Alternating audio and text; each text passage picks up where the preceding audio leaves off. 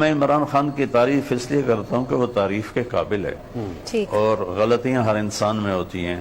تو میں نے اس کی تعریف کی تو جمعیت والے علماء ہو کر مجھے اتنی گالیاں نکالی کہ اتنی گالیاں تو بازاری لوگ بھی نہیں نکالتے جیسے انہوں نے گالیاں نکالی. اور پتہ نہیں کیا کچھ کہا. میں اس کو دفع کرتا ہوں اللہ کے فضل سے. میں اپنے دل میں سب سے اپنے من کو صاف رکھتا ہوں. مولانا صاحب یہ تو آپ کی اعلیٰ ظرفی ہے اور یقیناً پھر جو دین کی خدمت آپ کر رہے ہیں اس میں تو ان باتوں کی گنجائش ہی نہیں ہے. نظر انداز کرنا میں اپنی بات پوری کر لوں. ہاں تو عمران خان کی میں نے تعریف کی تو جمعیت والے کہتے تھے یہودی ایجنٹ ہے یہودی ایجنٹ ہے. تو اس پر میں کہتا تھا عمران بہت اچھا آدمی ہے, بڑی محنت کر رہا ہے, بڑی کوشش کر رہا ہے. تو نون لیگ والے ناراض ہو گئے, جمعیت والے ناراض ہو گئے کہ یہ پی ٹی آئی کا چمچہ ہو گیا ہے.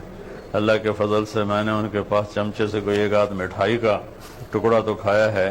چمچہ میں نہیں بنا ہوں. اللہ نے مجھے اپنے گھر میں اتنا کچھ دیا ہے کہ میری اگلی نسلیں بھی اسے آرام سے کھا سکتی ہیں.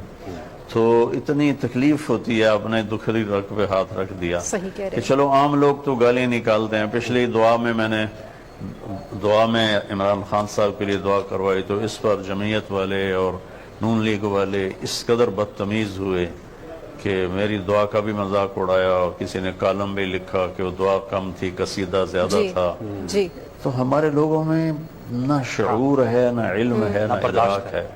ہم ایک سیکنڈ میں ہائپر ہوتے ہیں, ایک سیکنڈ میں. تو اللہ کا فضل ہے میں سب سے جو مجھے گالیاں بھی نکالتے ہیں میں ان کے لیے اپنے دل کو صاف کرتا ہوں.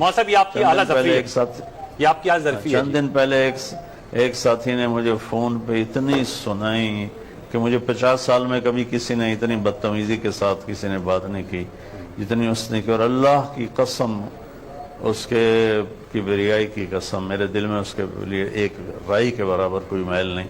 لیکن 2 دن میں سر درد میں پکڑا رہا کہ اس نے فائر اتنے کیے تھے کہ اس نے مجھے ہلا کے رکھ دیا. میرا سیاست سے کوئی تعلق نہیں. میرا تعلق تبلیغی جماعت سے ہے اور موت تک رہے گا. میں تبلیغ والا ہوں. میرا کام ہے ڈاکیے کا کہ میں نے سب کے پاس جانا ہے, سب کو اللہ کا پیغام سنانا ہے. اچھا مولانا صاحب آپ نے بالکل صحیح کہا کہ اس کو اللہ کے سوا کوئی نہیں ٹال سکتا. اور آپ نے بہت اچھا جملہ بولا.